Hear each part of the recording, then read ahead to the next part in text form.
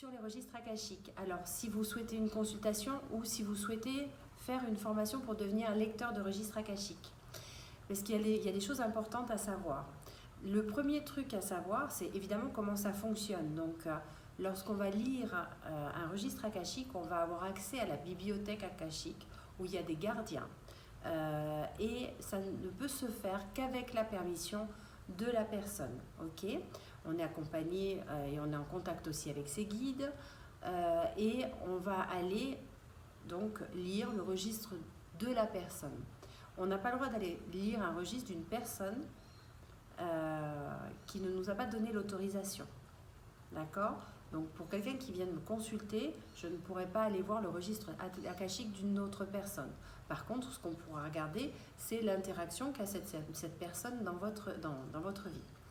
Le point important aussi à savoir, c'est que évidemment, quand on vit des expériences terrestres, on le vit sur un certain plan. Donc on vit des choses des fois qui nous paraissent horribles et qui vont nous marquer et qui ont pour conséquence de rester dans des mémoires qui sont de notre corps physique parfois ou dans nos mémoires inconscientes.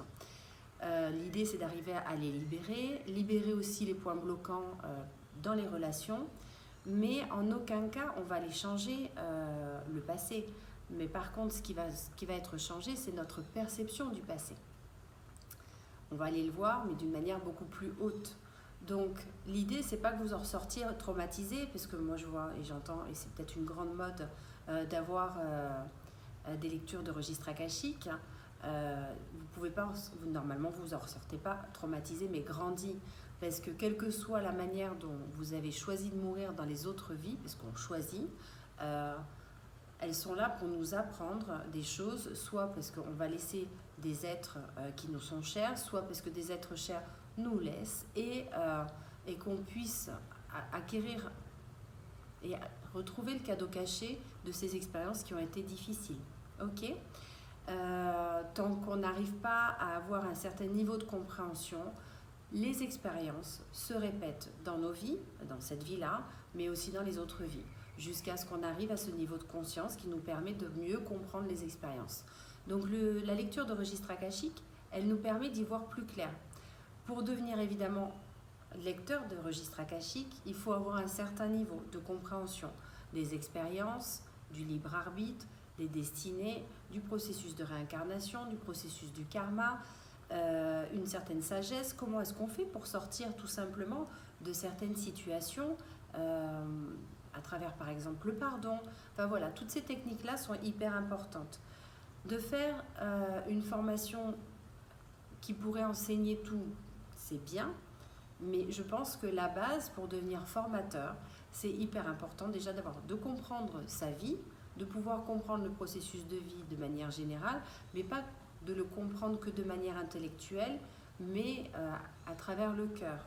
Et tout ce que vous allez pouvoir percevoir, vous n'allez pas avoir le filtre de votre ego, mais du coup avoir une connexion grâce à votre moi supérieur qui vous permettra de pouvoir donner correctement les informations.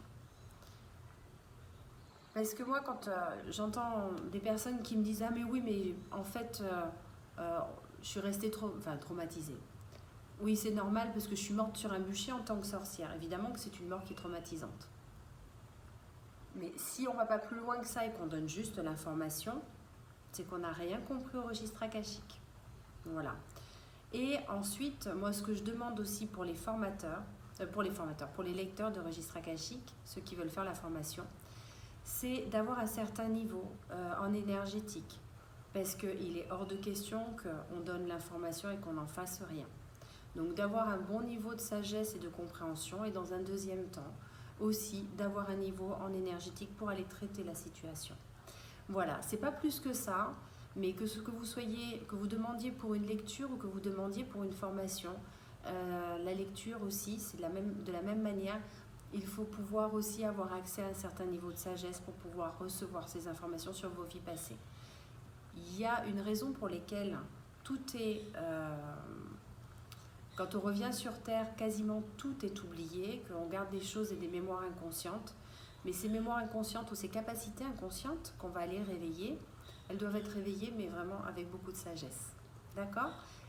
Les capacités aussi. Imaginez de mettre par exemple un bébé de 2 ans dans une Porsche. Ok, donc vous avez certainement développé tout un tas de capacités dans vos vies passées. Ces capacités dans cette vie-là, il faudra avoir atteint un certain niveau pour pouvoir déjà avoir et pu nettoyer ce que vous avez à nettoyer, pour dans un deuxième temps aller réveiller cette partie-là et la réactiver. Ok, donc voilà, merci pour cette petite vidéo. Si vous souhaitez prendre rendez-vous pour une formation ou pour une lecture, je crois que le lien sera juste en bas ou juste au-dessus, enfin quelque part par là.